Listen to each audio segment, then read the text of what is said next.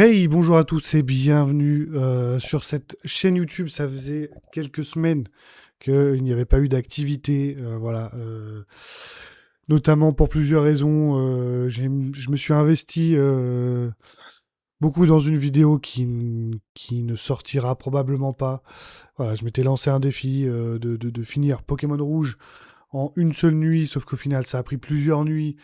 Et puis au final, la vidéo est un échec de A à Z. Donc voilà, ça m'a un peu mis un petit coup au moral, d'autant plus qu'il n'y avait pas grand-chose en termes de sortie ciné, à part Star Wars The Mandalorian and Grogu, que je suis allé voir au cinéma. J'en parlerai peut-être, parce que c'est pas le sujet de la vidéo, j'en parlerai peut-être à la fin de la vidéo rapidement. J'avais hésité à faire quand même une vidéo dessus, mais bon, je me suis dit, voilà, tout le monde, le film est sorti il y a plusieurs semaines. Tout le monde a donné son avis. Voilà, et puis j'avais pas trop vu les saisons de The Mandalorian, donc voilà, je suis en train de me refaire un peu tout l'univers Star Wars. Mais aujourd'hui, on n'est pas là pour parler de ça. On est là pour parler de, non pas Spider-Man Brand New Day, même si ça approche à grands pas. Avant la fin de cette Coupe du Monde, on aura notre petit Spider-Man, mais aujourd'hui, on va parler d'un autre Spider-Man, puisqu'il s'agit de Spider-Man Black. Je crois que c'est juste ça, le titre de Spider-Man Noir en français. Je crois que c'est juste ça, le titre. Disponible sur Amazon Prime. Voilà, série en 8 épisodes, produit par la Paramount, si je dis pas de bêtises. Non, pas la Paramount, je sais plus. Produit par, je sais plus. Bref, mais surtout avec Nicolas Cage, le Ghost Rider à l'ancienne, ou voilà, plein de rôles iconiques. Mais ça faisait un moment qu'on ne l'avait pas vu. Enfin, moi personnellement, ça faisait un moment que il avait fait un film Dracula là, il y a un an ou deux. Bon, j'avais pas regardé. Mais globalement, ça faisait longtemps qu'il n'avait pas été dans un rôle qui moi m'intéresse. Et là, bah, quel régal de retrouver un Nicolas Cage très en forme, même s'il a pris un petit coup de vieux, on va pas se mentir, mais c'est pas grave. Ça rajoute quelque chose au personnage. Je vais prendre mes petites notes que je me suis fait épisode par épisode. On va, euh, on va partir là-dessus tranquillement. Donc, épisode 1, j'ai noté pas d'origin story. Et tant mieux. Voilà, c'est pas grave, même si on l'a en fait un peu plus tard. Mais la série commence sans l'origin story, c'est pas grave, on s'en fout, il est déjà en place. Enfin, il a 5 ans d'inactivité et là il revient en fait. Donc voilà, c'est un personnage qui est déjà en place. Et ça, j'ai trouvé ça sympa qu'on ne refasse pas le coup voilà, d'un départ Spider-Man. C'est bon, on sait qui est Spider-Man. Pas besoin de revenir sur tout le truc. Euh, j'ai trouvé les dialogues super. Voilà, j'ai trouvé qu'il y a des répliques, surtout dans les premiers épisodes, quand ça dragouille, quand ça négocie. Voilà, c'est les dialogues sont cool. C'est bien écrit. On sent que les mecs se sont fait chier. Est-ce qu'il faut que les événements d'une série ou d'un film se passent dans le passé, dans les années 50, 60, pour que les personnages s'expriment avec une certaine classe. Voilà, avec de la punchline, avec de la répartie, avec de l'humour. Ce genre de dialogue, moi, je kiffe. C'est dommage que à chaque fois qu'on les recroise, c'est souvent dans des séries qui veulent se la jouer à l'ancienne. Mais voilà, c'est parce qu'une série se passe est plus moderne, on va dire, que ça doit forcément avoir des discours de cons. Donc voilà, ça m'a fait plaisir. Fin de l'épisode 1, on voit donc un homme sable. J'ai pas précisé, j'ai regardé la série en version noir et blanc, sauf les 2 derniers épisodes parce que ça buguait, je sais pas, j'ai pas réussi, ça voulait plus mettre en noir et blanc. Je mettais en noir et blanc, ça me forçait à mettre voilà, la plateforme Amazon Prime, que ce soit sur téléphone ou sur télé. Je trouve qu'elle n'est pas forcément hyper ergonomique des fois et qu'elle n'est pas forcément hyper bien codée. Des fois, il y a des petits bugs, des petits problèmes. Pareil, j'avais pas les épisodes dans ma liste de lecture en cours. Voilà, dans les trucs que je regarde, voilà, elle n'apparaissait pas. J'étais obligé chaque fois de retaper dans la barre de recherche la série pour retrouver les épisodes. Enfin bref, petit aparté, c'est pas grave. Mais bon, en tout cas, voilà, j'ai vu la série en noir et blanc. Et du coup, pour avoir vu les 2 derniers épisodes en couleur, je trouve que ça a beaucoup plus de charme en noir et blanc. C'est vraiment d'une classe. Je sais pas, c'est à l'ancienne. Même si on se dit, oh, le noir et blanc et tout, machin, mais en fait, ça passe trop bien. Ça passe tellement bien avec l'univers. Et voilà, c'est fait pour être. Ils auraient dû la laisser que en noir et blanc, je pense. Mais bon, après, voilà. Je peux comprendre qu'ils ont voulu plaire à un public peut-être qui a pas envie de se prendre la tête. Je peux comprendre. Et je trouve que le jeu des contrastes, le jeu des effets, enfin les lumières, tout est beaucoup plus adapté. Enfin, on sent que la série a été vraiment faite pour du noir et blanc et qu'elle a vraiment été recolorisée après pour le grand public. Euh, J'aime bien la scène dans l'épisode 2 où je vais essayer de pas faire 40 minutes sur ça parce que bon, voilà. Quand je fais épisode par épisode, ça peut être long. J'aime bien la scène dans l'épisode 2 où il se fait passer pour, euh, pour l'agent d'entretien afin de récupérer son costume. Alors, il fait tout un cinéma pour au final juste récupérer une cagoule avec des lunettes, quoi. Et des gants en cuir, quoi. J'aime bien qu'ils doivent absolument aller récupérer un costume, sauf que le costume, c'est une cagoule, des lunettes rétroéclairées et des gants en cuir, quoi. Voilà. J'ai trouvé ça drôlement débile. Ça m'a fait rire. Pareil, ça fait plaisir aussi de quitter un peu un Spider-Man, enfin, même si là on n'est pas face à un Peter Parker, mais dans le principe d'avoir un personnage type Spider-Man qui n'est pas adolescent ou jeune adulte, mais voilà, qui a de la bouteille, qui a du vécu, qui est mature, qui a de la répartie de l'humour, qui est intelligent, qui est malin, et ça colle super bien, ça fait carrément plaisir de voir un Spider-Man comme ça. Ça change. Pareil, il y a une petite scène dans l'hôpital où il interprète un personnage pour aller voir. Il interprète un ancien, enfin, un ancien colonel ou je sais plus quoi, mais on voit que tout change. Et je pense, bon, je l'ai regardé en français et le doubleur était plutôt bon et a bien retranscrit mais on sent, voilà, que derrière, il y a un acteur qui a de l'expérience et qui s'amuse. On sent que Nicolas Cage, il s'est amusé dans le rôle. On sent voilà, il a pris du plaisir et ça, il joue bien en fait. Il joue bien, c'est drôle. C'est l'interprétation, franchement, une prestation super. On le découvre un peu plus tard dans les épisodes. On a un épisode 4 un peu plus long, mais qui se termine avec un nouveau électro. Voilà, j'aurais kiffé. J'aime bien, je suis un peu j'aime bien les effets un peu comme ça. J'aurais kiffé dans le noir et blanc que certains éléments, moi je kiffe cette esthétique-là. Après, je peux comprendre qu'ils aient pas voulu le faire, mais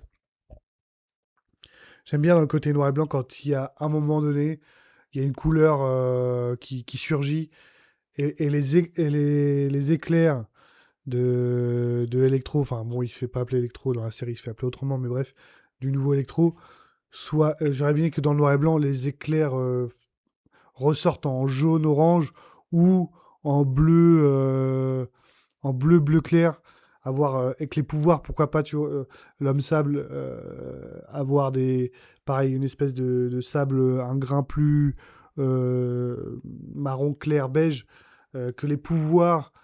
J'aurais bien aimé cette esthétique-là. Voilà, bon, c'est du chipotage, c'est plus un goût personnel, mais quand j'ai vu la scène avec les éclairs qui traversent l'eau, qui traversent la rue, il y avait des super belles scènes d'électricité. Je me suis dit, ah, si en plus elle ressortait de la colorimétrie du noir et blanc, ça aurait été sympa. Il y a le Ben Reilly qui se tape la gonzesse, qui se fait Cat Hardy. Bon, il se la fait, il se la fait pas vraiment, mais il arrive à sortir avec. Et voilà, il n'a pas eu le nez fin là-dessus. Le sixième sens, il n'a pas bien marché, puisque elle finit par le trahir et à le vendre aux scientifiques. La meuf, elle sait depuis 5 minutes que c'est Spider-Man.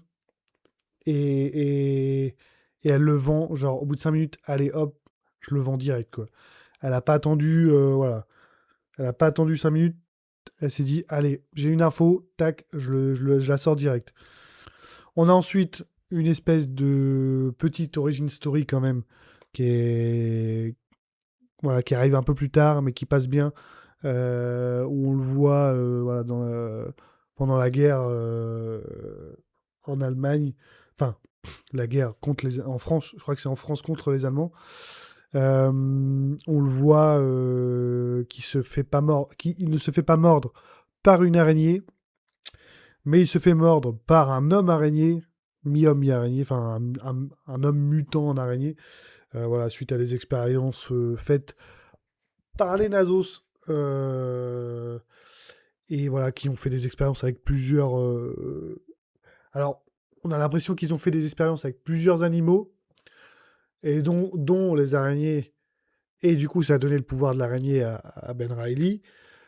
Par contre, il faudra m'expliquer quel animal donne de la foudre, quel animal donne du sable.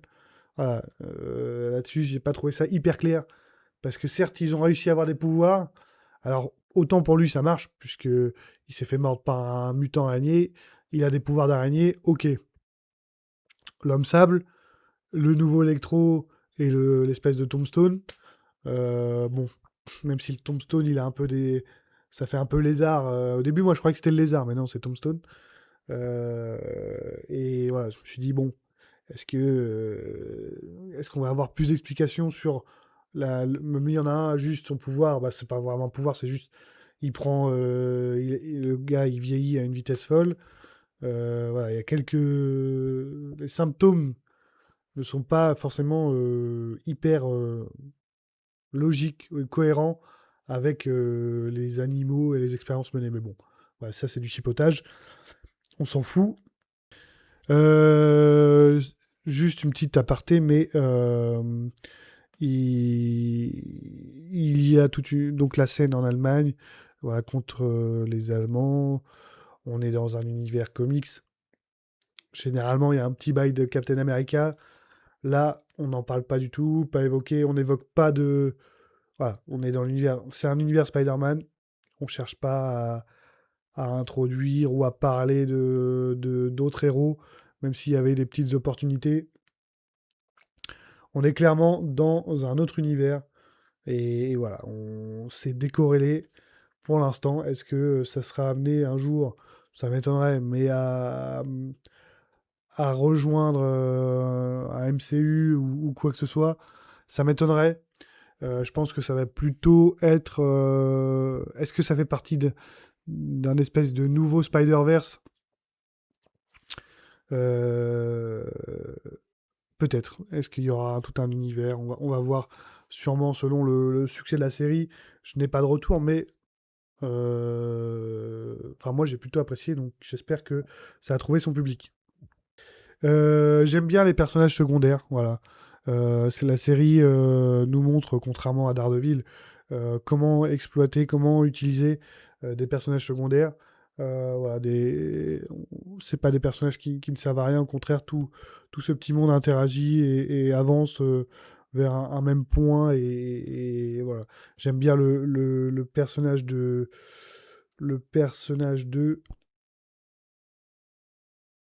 Robbie, voilà, le journaliste pote de Ben Reilly.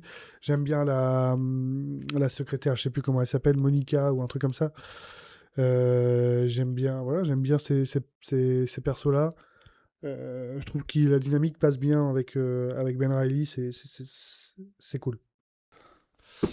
J'ai bien aimé les scènes dans l'épisode 7 où juste Spider-Man enfin, euh, Ben Reilly est complètement bourré et qui tabasse des mecs juste parce que les mecs se foutent de la gueule de Spider-Man. Et je dis, oh, enfin, on sent que le personnage a les valeurs de Peter Parker, de Spider-Man qu'on connaît, mais qu'en même temps, voilà, c'est pas non plus la petite araignée sympa du quartier. Il se laisse pas rouler dessus, et là, juste, il y a des moments, il est bourré, il en a marre, et il fracasse des mecs. J'ai trouvé la scène super cool. Pareil, on a le personnage du coup de Tombstone, Lonnie, je crois qu'il s'appelle, qui, voilà, ils arrivent à le sauver, à le faire rentrer dans le droit chemin. Voilà. J'ai pas trouvé le final non plus très incroyable. C'est la fin, voilà, qui se passe au casino. Enfin, pas dans le casino, mais je sais plus là, dans l'espèce d'hôtel avec Silvermane. Voilà, tout ce jeu qui est le traite, qui n'est pas le traite, qui a fait quoi, comment, pourquoi. Tout ce jeu de manipulation. Alors, au début de la série, c'est plutôt bien amené, intéressant.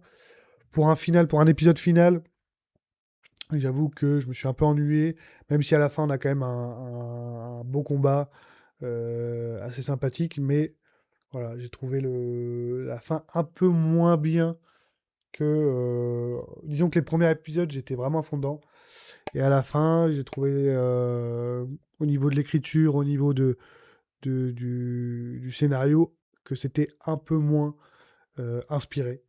Mais c'était quand même globalement une très bonne série. Voilà, j'ai kiffé. Je me suis fait mes petits 8 épisodes en une petite semaine à peine. Donc voilà, j'ai bien aimé surtout l'interprétation de Nicolas Cage. Et voilà, je l'ai trouvé. Enfin bref, voilà globalement ce que j'ai pensé de Spider-Man Noir. Hâte de voir si ils vont faire une saison 2, pourquoi pas. Je suis chaud. Euh, Ça fait du bien d'avoir du bon Spider-Man, même si c'est pas Peter Parker. Ça fait quand même plaisir.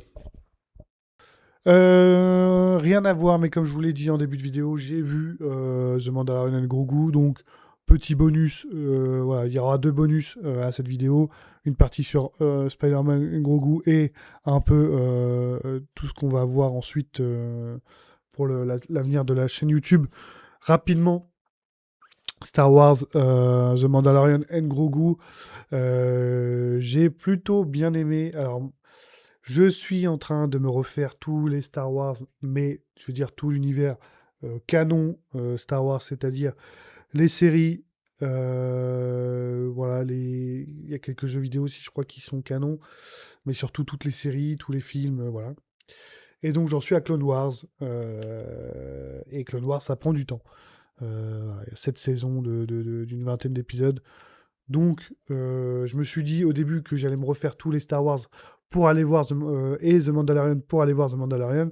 Sauf que quand je me suis renseigné sur toute la timeline, en fait, j'ai pas eu le temps de tout voir euh, avant d'arriver au film.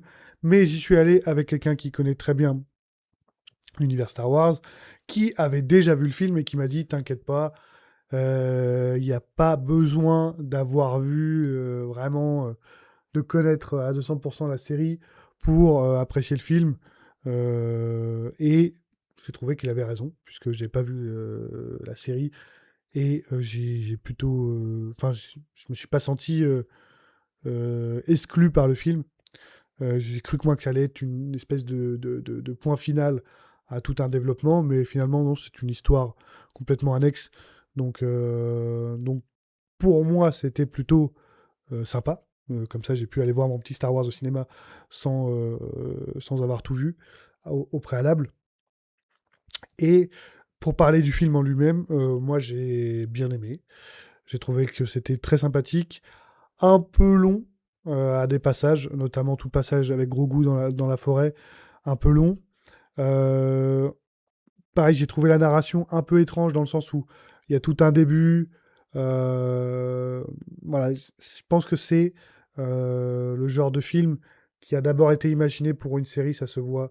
On voit le découpage un peu épisodique on voit, voilà, il y a des moments où on se dit, ouais, limite là, on passe à l'épisode suivant, quoi. Et je pense qu'ils n'avaient pas assez de matière pour faire toute une saison et qu'ils ont se dit bah on fait un film. Mais est-ce qu'il y avait assez de matière pour faire un film même? Parce qu'il y a quelques passages un peu longs.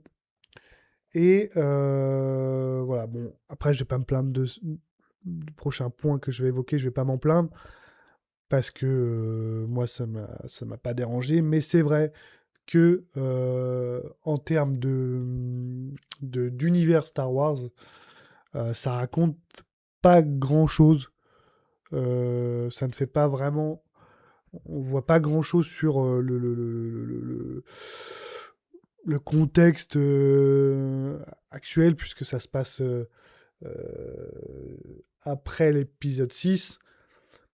Donc voilà, on est dans cette période de transition, épisode 6 vers épisode 7.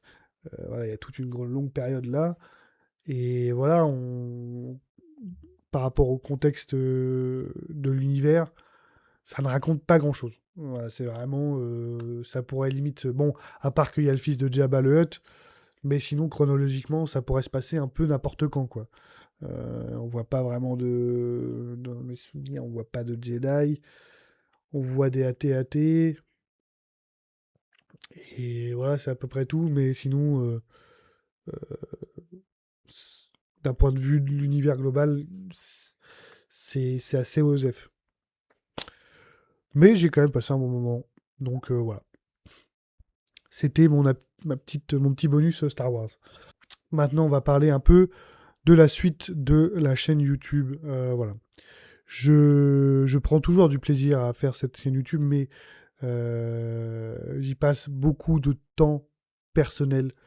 J'y passe et c'est très bien, mais j'ai un travail qui déjà me prend du temps. J'ai une vie de famille, j'ai des passions, les jeux vidéo, les mangas, voilà. Plus bah, tous les films, toutes les séries que je regarde. Ce qui fait que je peux pas. Là, j'ai voulu faire un concept voilà, chronophage, mais c'est de ma faute, hein.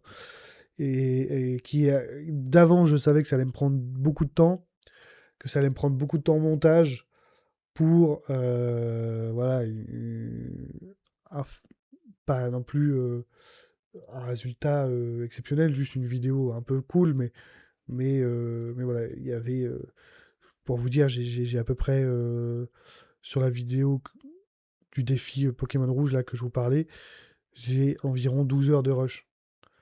Avec trois flux, c'est-à-dire un flux micro, un flux caméra qui me filme moi, et un enregistrement d'écran.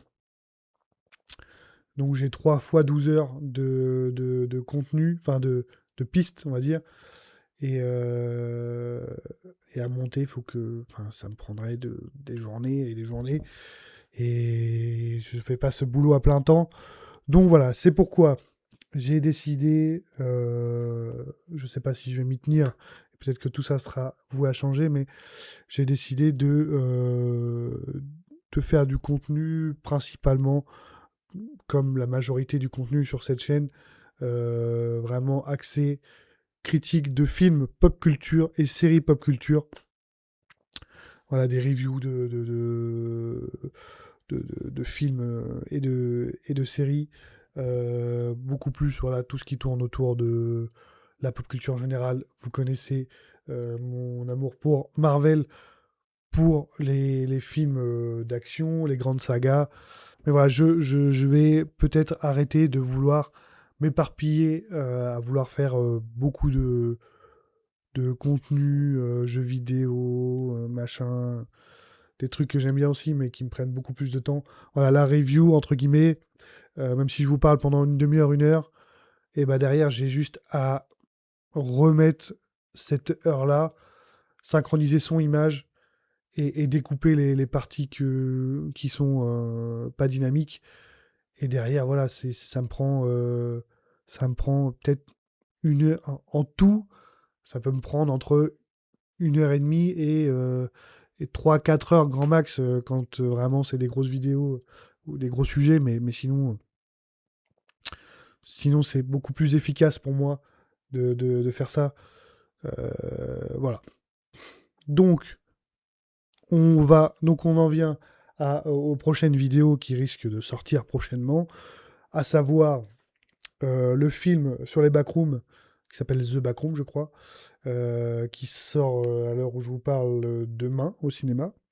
Donc voilà, il risque d'y avoir une vidéo. Alors c'est un film d'horreur, mais je suis pas fan des films d'horreur.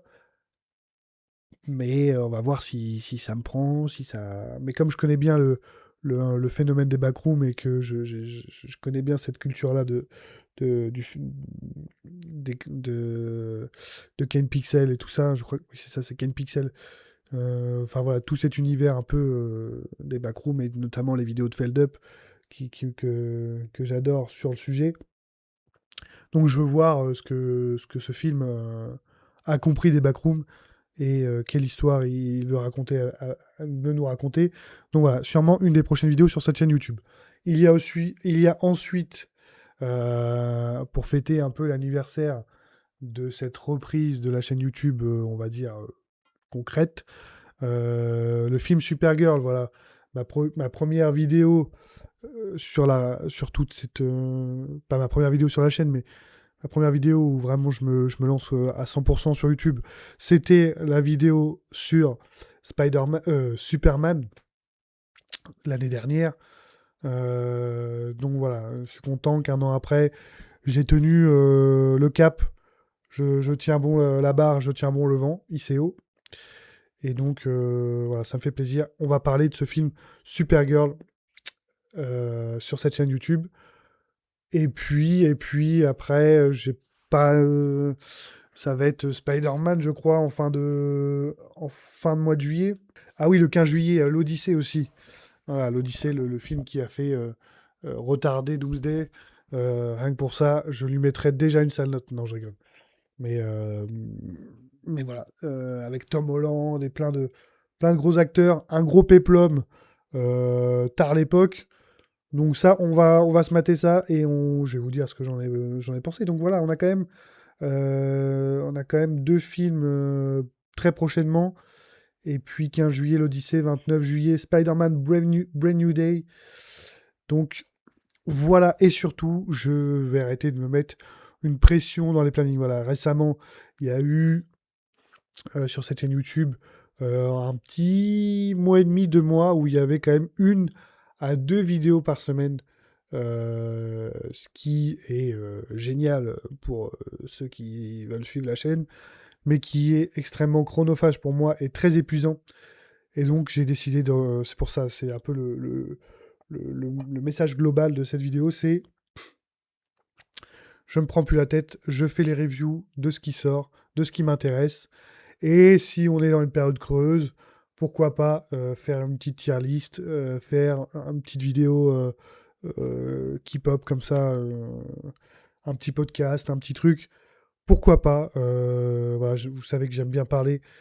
Pourquoi pas parler un peu d'autres sujets dans certains podcasts. Pourquoi pas, je pense aussi à inviter certaines personnes, alors pas des personnalités parce que j'ai pas les contacts, hein, mais des gens, voilà, je réfléchis à ça, je réfléchis à la suite, mais voilà, voici un peu le, le bilan et surtout la suite enfin ce que je vise pour la suite de la chaîne YouTube. Donc voilà, peut-être un peu moins de régularité, mais une ligne éditoriale, si je puis dire, plus stable, plus fixe, plus claire. Et voilà. Sur ce, moi, je vais me mater mon meilleur match Premier match de la Coupe du Monde pour la France, France-Sénégal. Voilà, pronostic 3, hein. On verra bien si j'ai eu la vision ou pas du tout. Mais voilà, on verra bien. Allez, sur ce, si t'as kiffé cette review, si t'es d'accord avec moi sur Mandalorian et Grogu, si tu veux plus de vidéos sur le cinéma et machin truc, n'hésite pas à liker la vidéo et à t'abonner, la famille, ça fait plaisir. Et puis on se retrouve très très vite pour tout ce que je viens d'évoquer, si d'ici là je n'ai pas complètement lâché prise, mais vous inquiétez pas, je serai au rendez-vous. Allez, tchuss!